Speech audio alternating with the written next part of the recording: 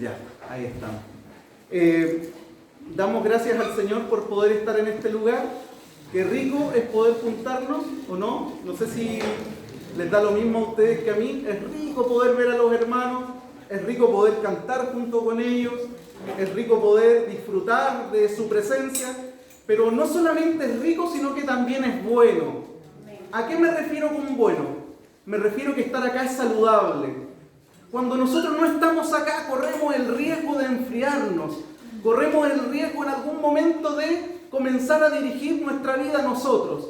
Pero cuando estamos acá en medio de las brasas, en medio de la comunión, las cosas son diferentes. Cuando el Señor es el centro, las cosas son diferentes. Así que queremos enviar un saludo, primero un saludo para todos ustedes que yo sé que no vienen a lo mejor con un óptimo de decir, mire, no hemos tenido ningún drama en la semana, todo va bien, no hemos tenido lucha.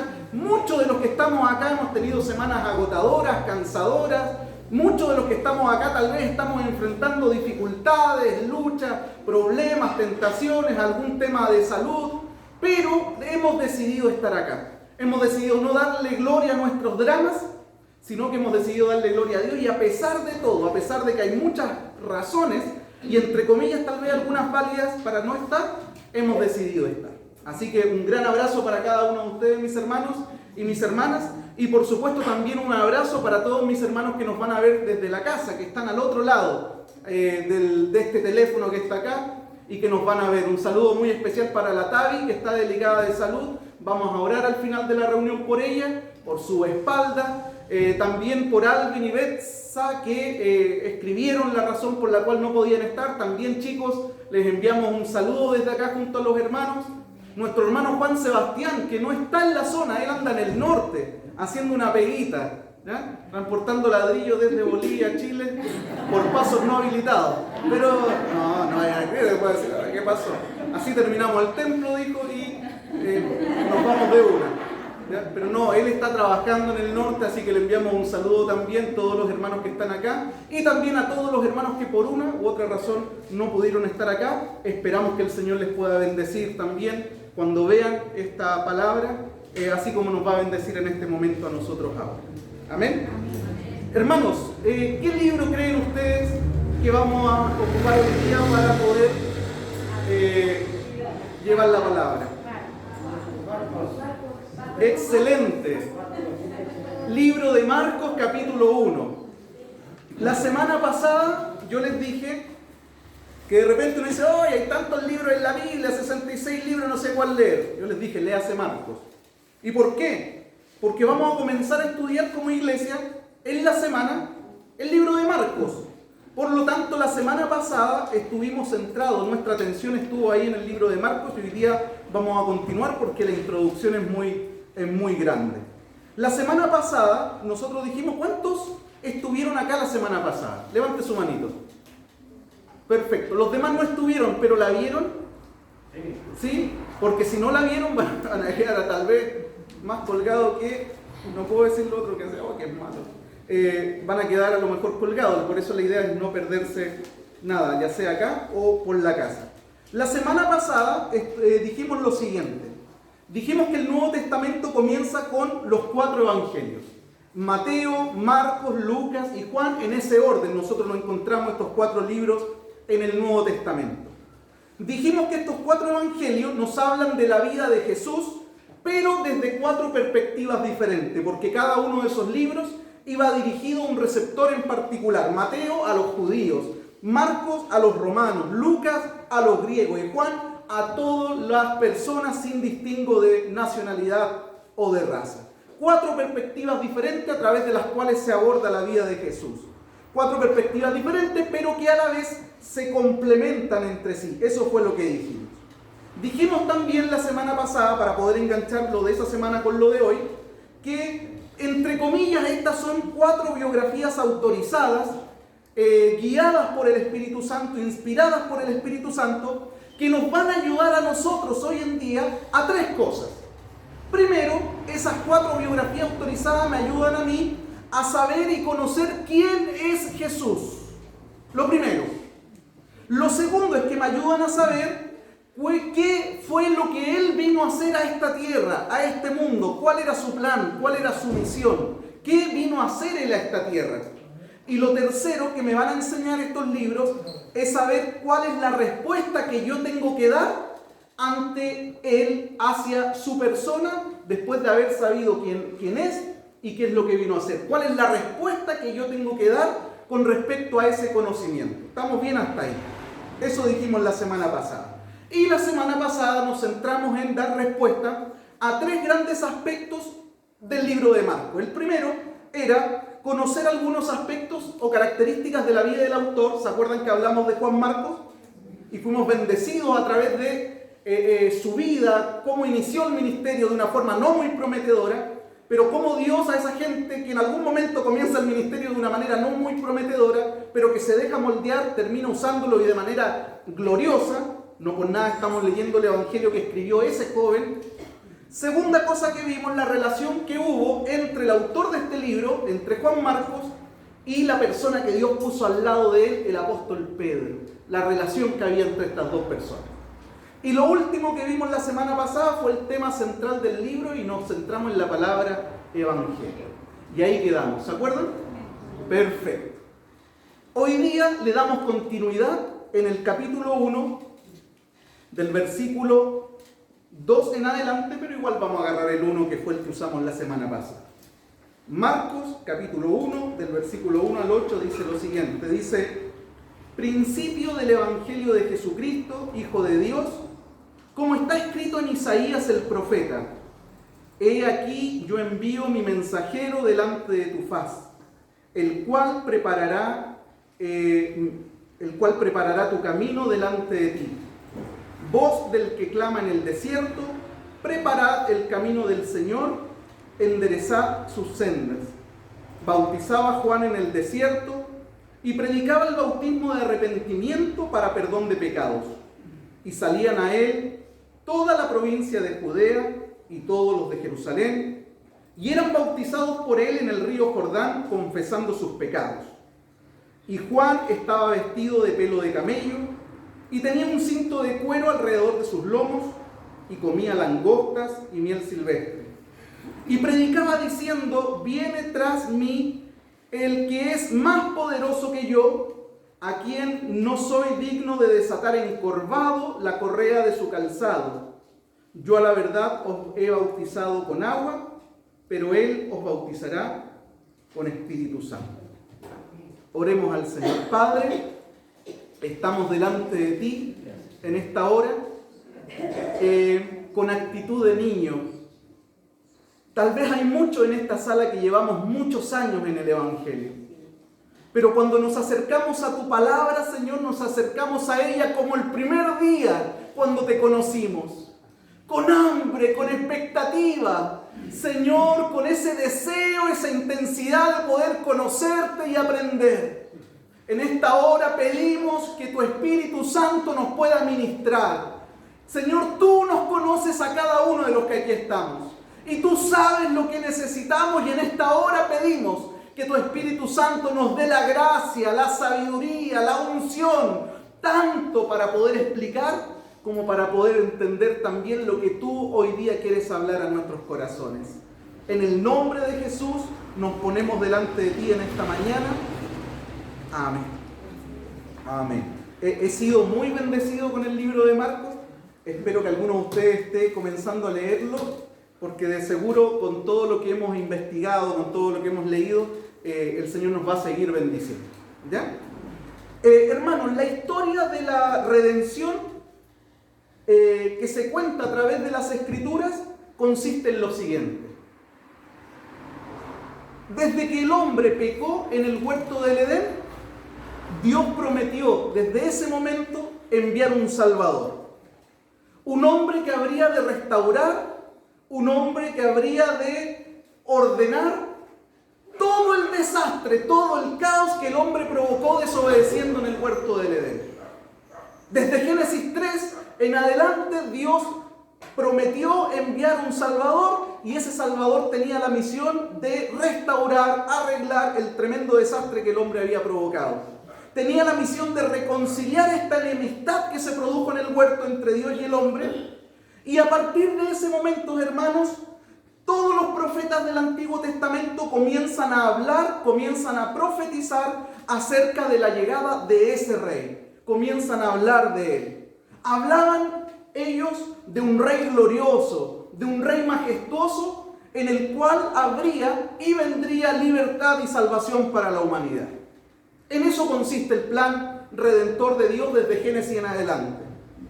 Una de esas profecías que hablaban de este Mesías, de este Salvador, se encuentra ahí en Malaquías capítulo 3 y capítulo 4. Esto es para que los que buscan en sus casas después lo puedan seguir leyendo. Están ahí en Malaquías capítulo 3 y capítulo 4. En esos capítulos 3 y 4 se nos habla de la llegada de ese Salvador. Que esa llegada sería precedida por un mensajero que habría de preparar su venida antes que llegara ese Salvador. ¿Se va entendiendo, no es cierto? Antiguamente, hermanos míos, cuando un rey iba a visitar una localidad, siempre antes de llegar el rey a la localidad enviaba mensajeros.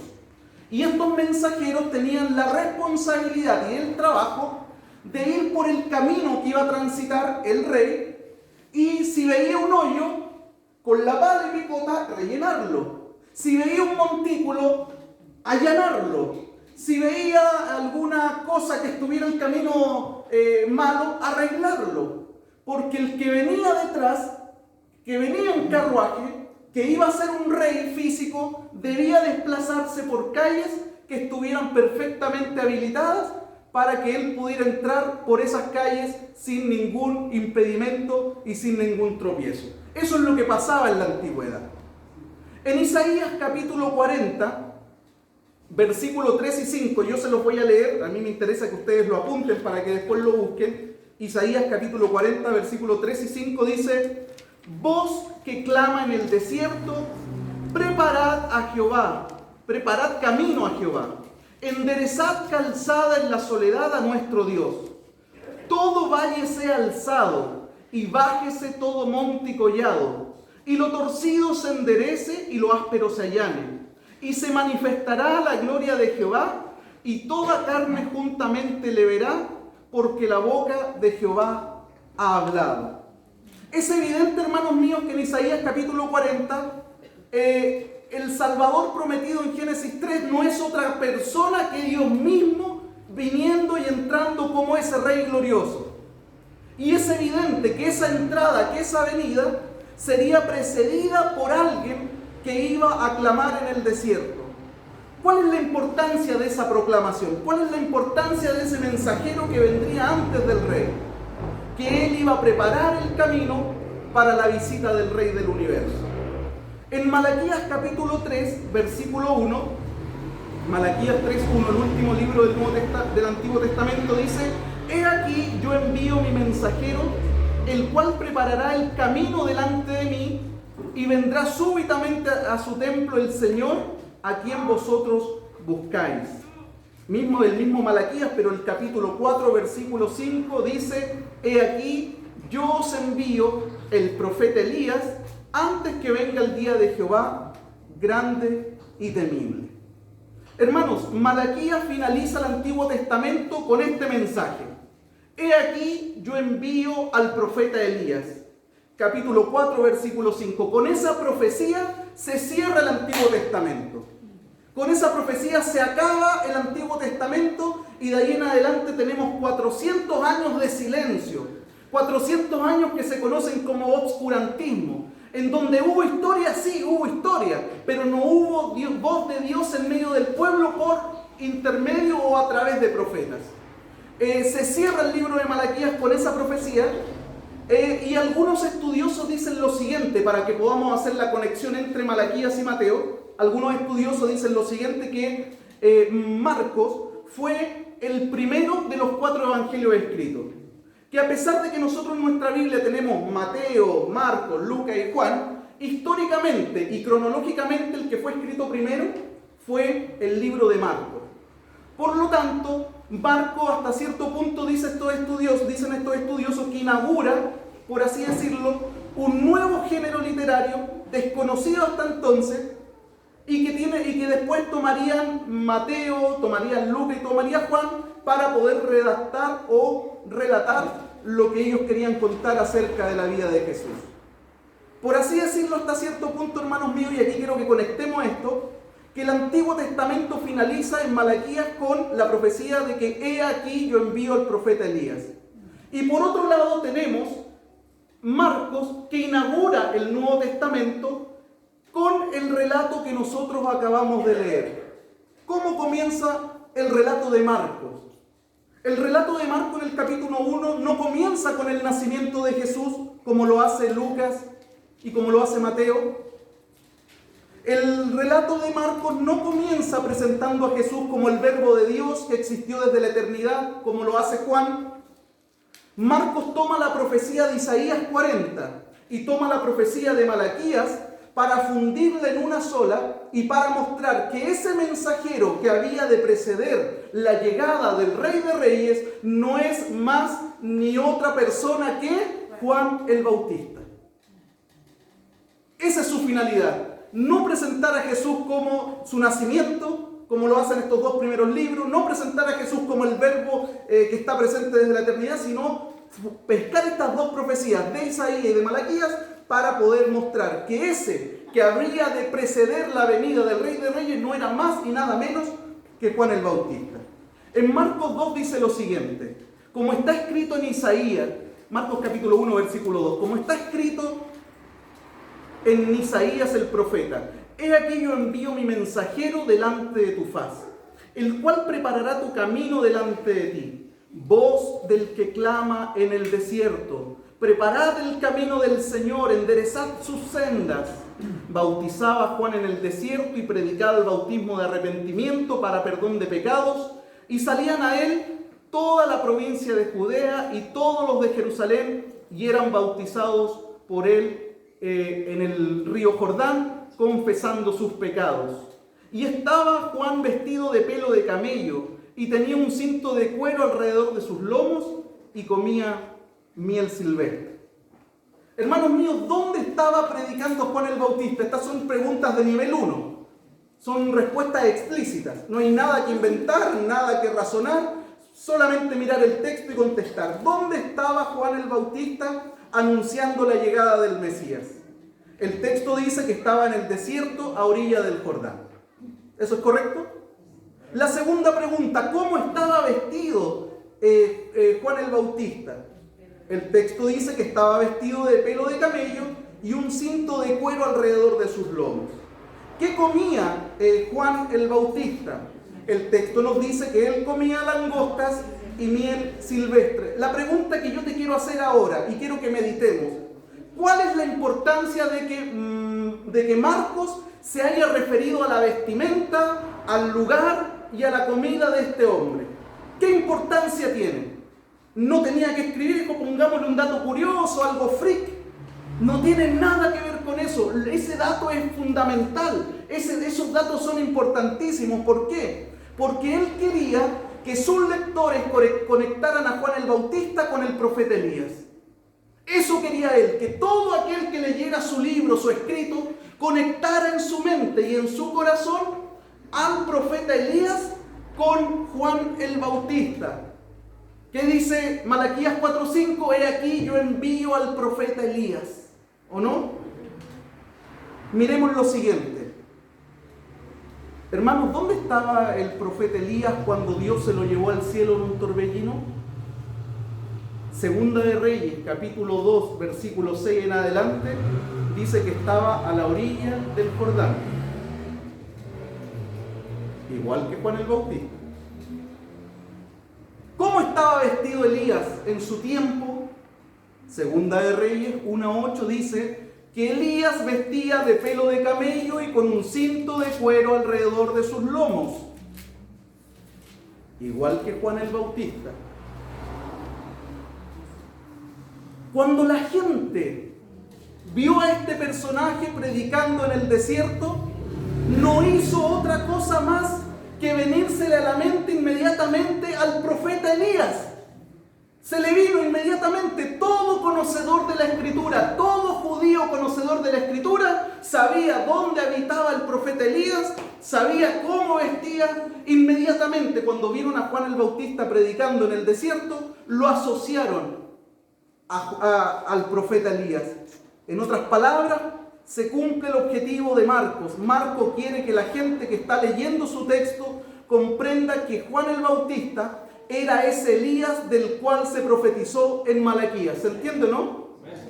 Amén. Isaías 40, versículo 3, ya lo leímos. Dice: voz del que clama en el desierto, preparad camino a Jehová, enderezad calzada en la soledad a vuestro Dios. Todo valle sea alzado, y bájese todo monte y collado, y lo torcido se enderece, y lo áspero se allane. Y se manifestará la gloria de Jehová, y toda carne juntamente la verá, porque la boca de Jehová ha hablado. ¿Qué quiere hacer Marco al comienzo de su relato? Que entendamos, que comprendamos, que antes de comenzar a leer su relato, entendamos y comprendamos que si en algún momento el mensajero que venía a allanar el camino del rey que vendría, eso quiere decir que el rey ya había llegado, o que el rey ya estaba ahí por entrar. ¿Sí o no? Si llegó el mensajero a allanar el camino, es porque el rey venía detrás de ese mensajero. Por lo tanto, la noticia, la buena noticia era de que el rey estaba entre medio de nosotros. Que todo lo que se profetizó de Malaquías hacia atrás acerca de un ser que su mente no lograba dimensionar, ese tiempo ya se cumplió. Se está cumpliendo ahora. En este momento el rey está entre medio de nosotros. Todo israelita conocedor de la Escritura, les dije hace un momento, debía entender de que el Salvador ya había llegado y debía prepararse para recibirlo. ¿Y cómo tenías que prepararte para poder recibirlo? Lo dice el versículo 4. Juan bautizaba en el desierto y predicaba el bautismo de arrepentimiento para perdón de pecado. En otras palabras, tenía que prepararse arrepintiéndose de sus pecados. Hermanos, Juan causó conmoción nacional en Israel cuando apareció. Fue una bomba su aparición. No fue algo inusual, no fue algo que pasó desapercibido. La presencia de Juan el Bautista predicando en el desierto causó una tremenda sensación, fue una bomba noticiosa. La gente iba al desierto para oírlo predicar.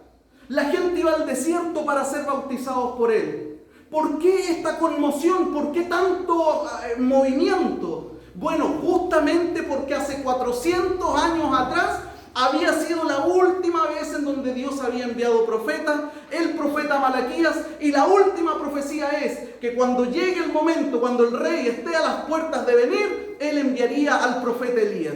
Entonces, se empezó a pasar la voz. No había Facebook, no había WhatsApp, pero se empezó a pasar la voz que había voz de Dios en el desierto, que había un hombre de Dios, un profeta de Dios predicando. Por lo tanto, eso causó conmoción nacional. Hermanos, me imagino en todos los titulares, me imagino en todas las portadas de revista, que Dios había visitado nuevamente a su pueblo y un profeta estaba en medio de nosotros. 4 siglos sin voz de Dios.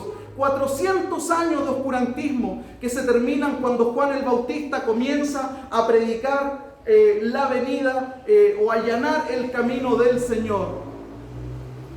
Fue un escándalo, fue una bomba. Y toda la gente iba, todos iban. Y eso que Juan no estaba predicando de la prosperidad. Vengan y se van a enriquecer, muevan la llave del auto y lo van a cambiar. Traigan 1000, el Señor les va a dar 2000. Traigan la Escritura, el Señor. No estaba predicando la prosperidad. Esos mensajes traen gente. ¿Cuál era el mensaje de Juan el Bautista? El mensaje de Juan el Bautista era claro, contundente y hasta cierto punto duro. El mensaje es: tienen que arrepentirse de sus pecados. Tienen que reconocer que van por un camino equivocado. Deben venir con humildad y confiando en la misericordia del Señor. Ese era el mensaje. Y a pesar de eso, la gente iba y se bautizaba. Hermano, Juan el Bautista no conocía todos los detalles del Evangelio. Así como los profetas del Antiguo Testamento hablaron de Jesús, profetizaron de este rey, pero nunca se lo imaginaron en la mente cómo era físicamente. Nunca lograron verlo porque ellos murieron antes. Juan el Bautista tampoco tenía cabal conocimiento de cómo era el plan redentor de Dios y en qué consistía el Evangelio en su totalidad. ¿Qué debía ser este Salvador o este Rey en medio de la tierra? No lo tenía claro, pero sí tenía una cosa clara, que para poder recibir al Señor era necesario tener que arrepentirse de los pecados. Que para poder recibir a este Rey, a este Señor, teníamos que poder arrepentirnos de nuestros pecados y que estábamos en un serio problema, pero que este Rey venía a resolver ese serio problema que se llamaba condenación eterna. Eso lo tenía claro. El cómo, la forma, tal vez no tenía esa claridad, pero sí tenía la claridad de que este Rey venía a resolver el problema más grande que el ser humano tiene, y que para poder acercarse a este Rey tenía que prepararse, y el prepararse significaba arrepentirse. Hermanos míos, si nosotros que estamos acá, si tú nunca te has visto a ti mismo como un pecador, y que producto de ese pecado tú mereces morir y el infierno, hermano, no eres cristiano. No somos cristianos. El primer paso para ser cristiano es reconocerse a sí mismo como un pecador y reconocer que mis obras no alcanzan para ser salvo. El primer paso para acercarme a Dios es reconocer que mi buen comportamiento no alcanza para ser salvos. Es reconocer que estoy infectado con el cáncer del pecado y la única cura para esa enfermedad letal es poder tener un encuentro con Cristo e invitarlo a mi corazón. Si alguien se siente lo suficientemente bueno como para decir, no, yo no soy tan pecador, es porque no eres cristiano, hermano y hermana. Porque lo primero que hace el Señor a través de su Espíritu Santo en nuestras vidas es convencernos de pecado y mostrarnos nuestra miserable condición espiritual en la que estamos. Esa tremenda mala noticia, mostrarnos esa mala noticia para luego mostrarnos la buena noticia. Que la buena noticia es que hay cura para esa tremenda peste que es el cáncer espiritual. Por eso yo les decía la semana pasada, es muy difícil que alguien que no se sienta pecador tome en serio el mensaje de la cruz. Y yo les ponía como ejemplo que si yo tuviera aquí la cura del cáncer, 100% probada, y tengo las dosis acá, y le preguntaba al hermano que está acá, te cuento una buena noticia, tengo la cura del cáncer acá. Si él no tiene cáncer me iba a decir, oye, bueno, cualquier cosa te aviso. Pero el otro, le digo, tengo la cura del cáncer aquí, 100% efectivo, no es una prueba de laboratorio. Y si a esa persona le diagnosticaron cáncer hace 2 días y le dijeron que le quedan 3 meses de vida, el corazón con el que va a escuchar esa noticia es otro. Los oídos con los que va a escuchar esa noticia es otra. ¿O no? Y va a venir y me va a pedir y me va a implorar que por favor le dé una dosis. Lo mismo pasa con la humanidad y lo mismo pasa dentro de las iglesias también. Hay gente que se siente lo suficientemente buena como para decir, yo estoy bien, esos otros están mal. Dependiendo del corazón con el que se recibe la buena noticia es la reacción del ser humano. Y lo primero que hace el Espíritu Santo en el corazón de una persona es hacerla y convencerla de su pecado y de la necesidad que tiene de ese medicamento. Por eso yo te digo, si alguno de nosotros en algún momento de su vida no se ha sentido pecador, no se ha sentido que producto de su pecado merece pagar y el pago es muerte y es infierno, quiere decir que no somos cristianos y que no hemos entendido nada. Esa es la mala noticia. Pero la buena noticia es que Cristo Jesús vino al mundo para darle vida a todos aquellos que han reconocido que lo necesitan urgentemente en su vida. Esa es la buena noticia. ¿Con qué corazón vamos a recibir esa noticia? Eso el Espíritu Santo trabaja en nuestros corazones y Él lo sabe. Yo no podría juzgarlo. Él sabe con el corazón que nosotros recibimos esa buena noticia. Con un corazón de, qué buena, qué simpático, cualquier cosa le aviso. O con el corazón, gracias, gracias, gracias, porque yo estaba muerto y ahora puedo vivir. Como lo hizo el papá con su hijo, ese que volvió a la casa, el hijo pródigo, le explicó a su otro hijo, oye, él estaba muerto, entiéndelo, estaba muerto, pero ahora vive. Se había perdido, pero ahora se encontró. Tremenda alegría, tremenda dicha que hay detrás de reconocer de que somos limitados, que nuestro pecado merece ser sancionado, que nuestras obras no son suficientes para alcanzar la gracia de Dios, pero a través de Cristo hay perdón, vida eterna, reconciliación y nueva vida. ¿Cuántos dicen amén? El Evangelio es esa buena noticia, pero debe ser entendida a partir de la mala noticia. Por otro lado, hermanos míos, esto es muy importante. Juan estaba claro de que él solamente era el precursor de alguien más grande que vendría detrás de él. Él estaba claro como profeta de Dios, porque no se encandiló, no le encandilaron las luces cuando la gente empezó a llegar. Es muy fácil en este tiempo que cualquiera que lo sigue 2, 3, 4, 5, se le suman los ojos a la cabeza y yo, mira, me están siguiendo. A él no le pasó esto. La gente llegaba, su discurso no se modificaba. Es que se pueden enojar si les hablamos muy fuerte. No, el mensaje era preparar el camino del Señor, y para poder tener ese encuentro con el Señor, pues hay que arrepentirse. Y él tenía súper claro que solamente a él le tocó ser el precursor. Pero nada más que eso. Que el importante no era el profeta que estaba profetizando, sino que el importante era el rey que iba a transitar por el camino que al profeta le tocó allanar. El importante no es el que está tapando los hoyos, no es el que está allanando el camino y al que todos están mirando, es Juan el Bautista. El importante, decía Juan el Bautista, es el que va a transitar por el camino, el rey que viene en el carruaje, ese es el importante. Y nunca se le subieron los humos a la cabeza. Juan el Bautista sabía que solo Jesús debía ser exaltado.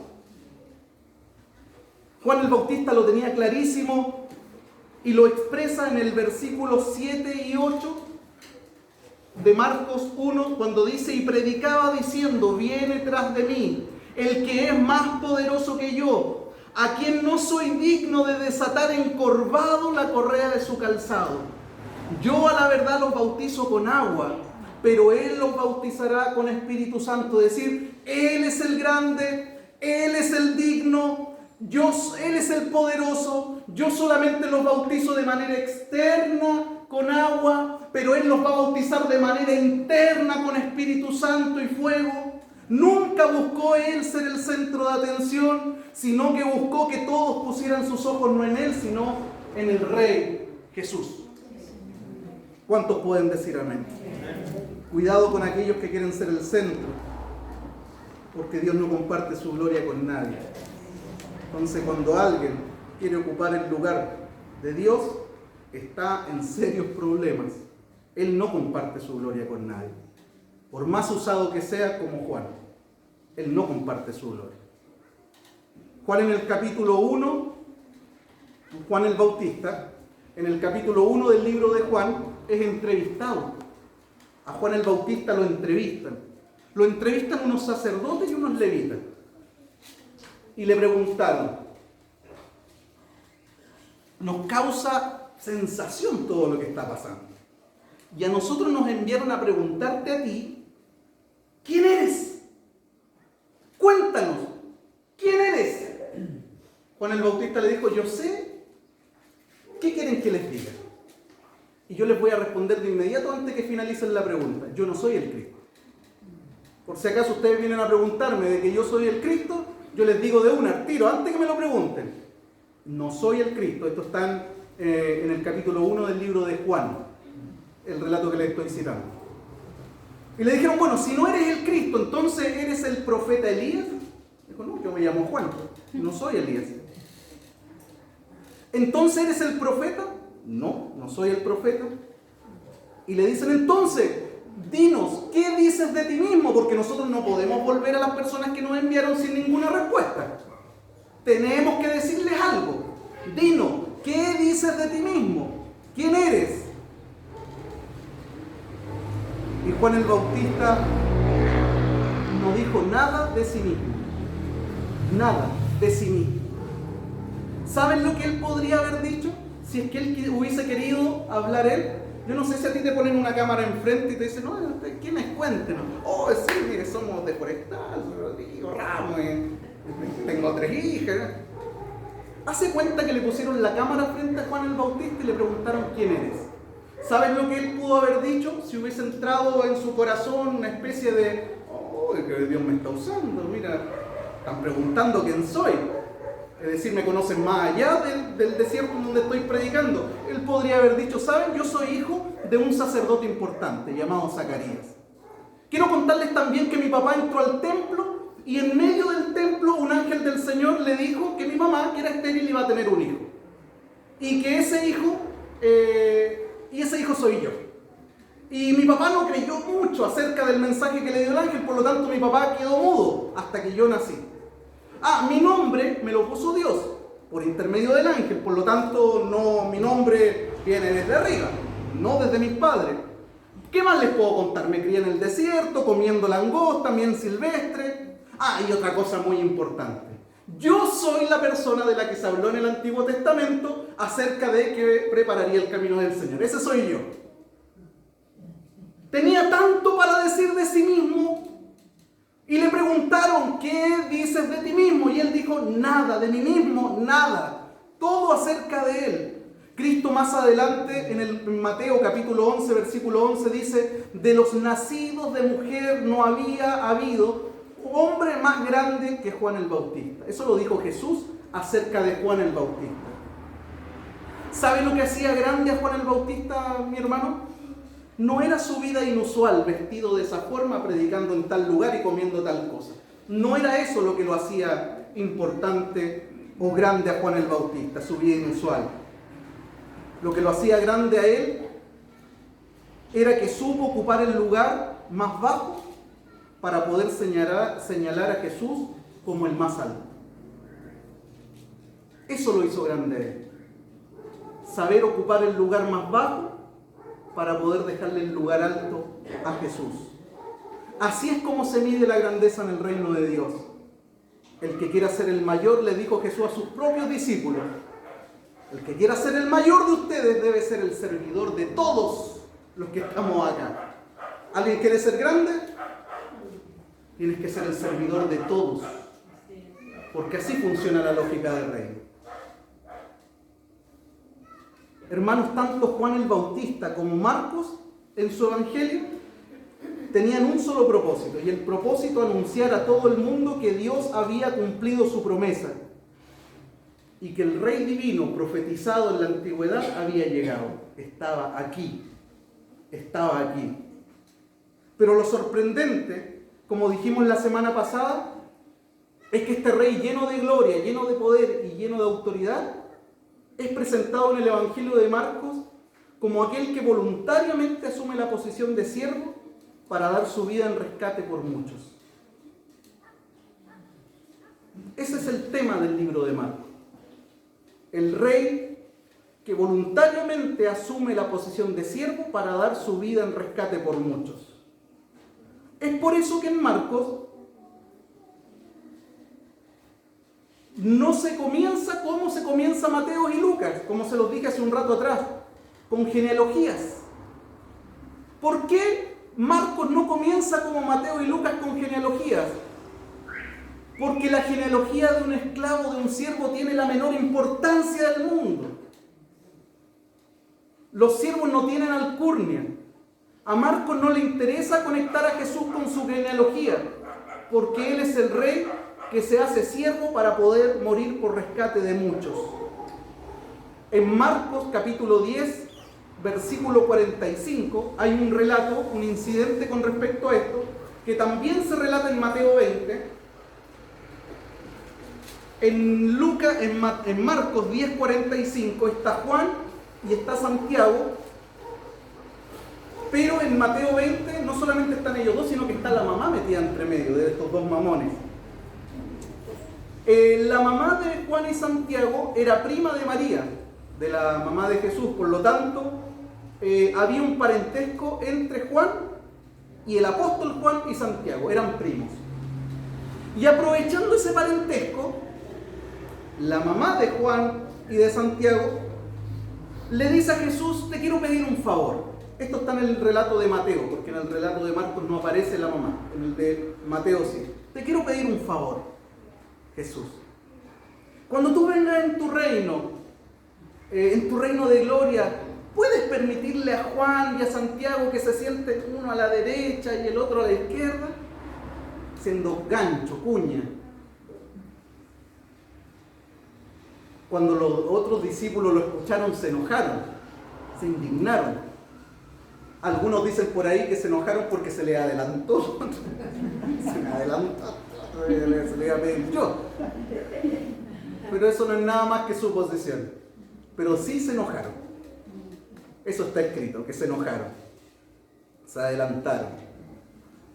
Y en Marcos 10:42 dice: mas Jesús llamándolo les dijo: sabéis que los que son tenidos por gobernantes de las naciones se enseñorean de ellas, y sus grandes ejercen sobre ellas potestad.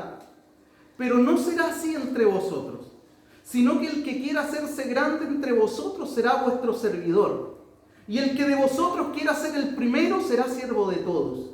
Porque el Hijo del Hombre no vino para ser servido, sino para servir y dar su vida en rescate por muchos. Y ahí deja claro cuál es el propósito de este libro, del libro de Marcos. Presentar a Jesús como el siervo que viene a dar su vida en rescate por muchos. Un dato interesante antes de ir terminando.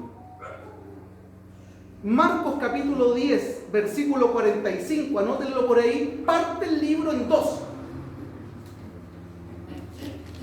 Marcos 10, 45, pesca el libro de Marcos y lo parte en dos. 10 capítulos por un lado, 6 capítulos por el otro. Del 1 al 10 hay un tema, del 11 al 16 hay otro tema. ¿Y cuáles son estos dos temas? Los mismos que el versículo 45 de Marcos 10 nos dice. Los primeros 10 capítulos de Marcos resumen los 3 años y medio de ministerio terrenal de Jesús. Del capítulo 1 al 10 tú encuentras los 3 años y medio de ministerio. Y en los últimos 6 capítulos, 11, 12, 13, 14, 15 y 16, se resumen los últimos 8 días de vida del Maestro.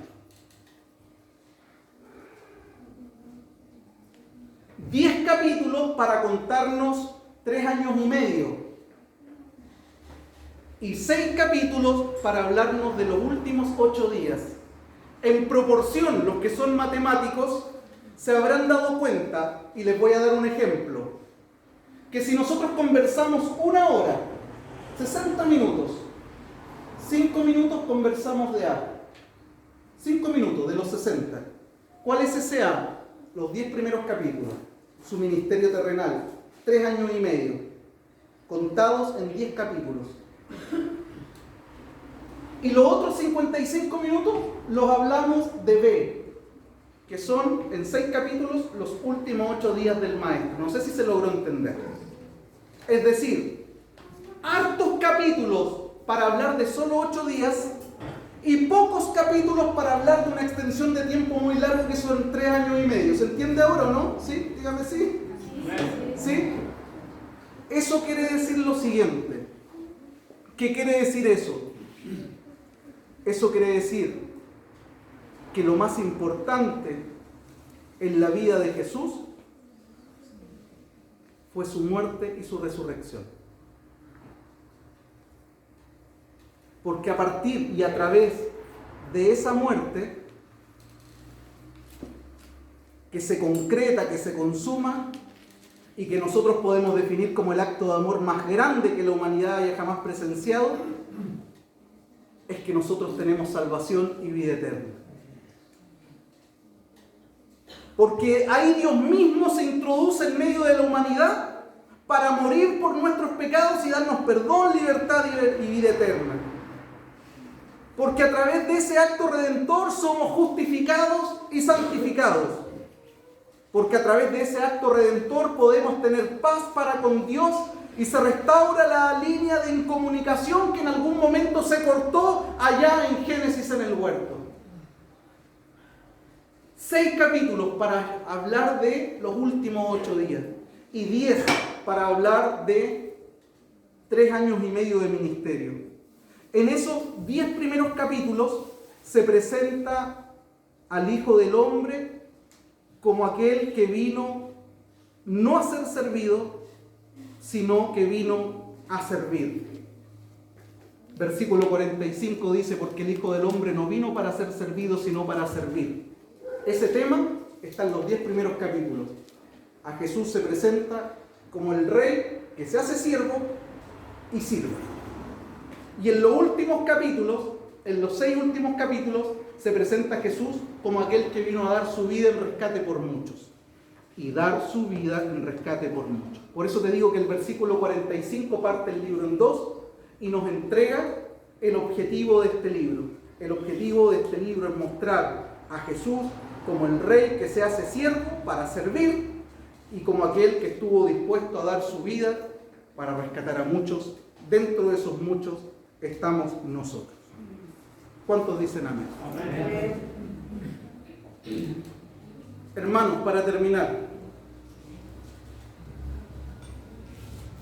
necesitamos en este tiempo muchos hombres y mujeres como Juan el Bautista, que tengan claro que su trabajo, que su ministerio o lo que ejecuten nunca pueden ser ellos el centro, sino que si Dios te da la gracia de que alguien te escuche, siempre esas personas hacen los que no te miren a ti, sino que miren a Él, porque Él es el perfecto. Necesitamos más hombres y mujeres como Juan el Bautista que estén dispuestos a ponerse a la sombra para dejar que solo Él brille. Gente como Juan el Bautista con las cosas claras. Por más que el Señor te use, hermano, por más que el Señor nos use, no es importante el instrumento. El importante es aquel que usa el instrumento, que es el Señor. El importante no es el pastor, ni el apóstol, ni el arcángel, ninguno de esos es importante. El importante es el que llama. Él es el importante. Eso es lo primero. Necesitamos más hombres y mujeres como Juan el Bautista, que a lo mejor tienen mucho que decir de sí mismos. Tengo 2 premios APE, pero no están ni ahí con mostrarse ellos, sino que están ahí con mostrarlo a Él. Y lo segundo, necesitamos afirmar nuestras convicciones, hermanos míos. ¿Por qué hay tanta gente que deserta en el camino? Es porque no tiene convicciones claras. ¿Qué es una convicción? La palabra convicción, lo hemos dicho muchas veces, viene del latín convictio, y convictio significa preso. Alguien preso es un convictio o un convicto. Y de ahí se deriva la palabra convicción. Una convicción es cuando tú estás preso de una verdad y no puedes arrancar de ella. Eso es cuando tú tienes una convicción. Estoy preso de esta verdad y por más que quiera liberarme de ella, no puedo liberarme de ella. Tengo una convicción. ¿O no? Tú tienes que tener la convicción de que Dios te eligió a ti. Y nadie puede moverte de ahí, ni problemas, ni circunstancias, ni un filósofo que venga, ni el profe de la universidad que... ¡Ey! Dios me eligió a mí y punto. Dios perdonó mis pecados. Y punto. No importa lo que diga el diablo, no importa lo que digas tú mismo, porque de repente hasta nosotros mismos somos los más críticos con nosotros mismos. Es que no creo que me haya perdonado eso. Y cargamos con una culpa eterna que ya fue perdonada. Una mochila eterna que ya fue liberada. Déjela. Eso es una convicción. Dios me perdonó cuando yo me arrepentí y me postré delante de Él y de ese momento soy su hijo, soy su hija. Da lo mismo lo que el resto diga. Eso es una convicción. Dios me llamó y a Él lo estoy sirviendo. Esas son convicciones. Lo segundo que quiero, hermanos míos, es que logremos que afirmemos nuestras convicciones y que podamos declarar que Jesús no solo fue un gran hombre, un gran activista social en medio de este mundo. Jesús no fue solamente un gran hombre que vino a ayudar a los demás, sino que Jesús es el Mesías prometido en las Escrituras, en el Antiguo Testamento. Es la persona de la cual hablaron todos en el Antiguo Testamento. Jesús es el Hijo de Dios que vino a dar su vida para rescatar a muchos. Dentro de eso me encuentro yo y te encuentras tú. Debemos dejar que Él gobierne en nuestros corazones. Si alguno que está viendo también en la casa o que está acá no ha invitado a Jesús a su corazón, es importantísimo que lo puedan hacer. Es importantísimo recibir esta buena noticia con ese corazón y con esos oídos, decir, sí, yo lo necesito, urgentemente. Y poder rendir su vida a los pies del Señor y comenzar a dejar, porque esto no es magia de la noche a la mañana, dejar que el Señor siga trabajando en nuestros corazones para que su propósito y su plan se cumplan en nosotros. ¿Cuántos han sido fortalecidos hoy día con la palabra del Señor? Démosle un aplauso a nuestro Rey, a nuestro Señor. Oramos, Señor.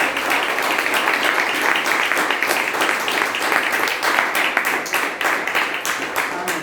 Quiero invitarlos a orar, por favor. Cierre sus ojos. Señor, en esta hora te queremos adorar. Todos los que estamos en esta sala y todos los que están en su casa nos unimos a un solo clamor y una sola expresión. Gracias, Jesús, porque tú eres el Rey, ese que fue prometido y profetizado en la antigüedad. Tú eres el Rey que habría de venir a traer libertad, restauración, perdón, vida eterna, justificación, santificación. Aquel que vendría a restaurar la línea que se cortó, esa línea de comunicación que se cortó entre Dios y el hombre en el huerto de Edén. Gracias, Señor, por enviar a tu Hijo Jesucristo. Gracias por hombres y mujeres que tú dejaste como ejemplo en la Escritura también, Señor, como Juan el Bautista.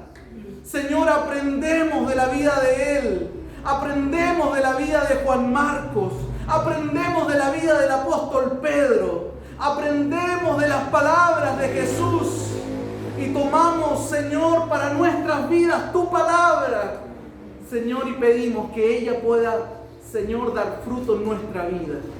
Nos disponemos para que tú hagas lo que tengas que hacer. Señor, ya basta de gobernar nosotros. Basta de dejar que nuestro carácter, nuestra vida tome la iniciativa. Queremos que tú la tomes y nosotros nos vamos a rendir para que eso ocurra, Señor. Gracias por tu palabra.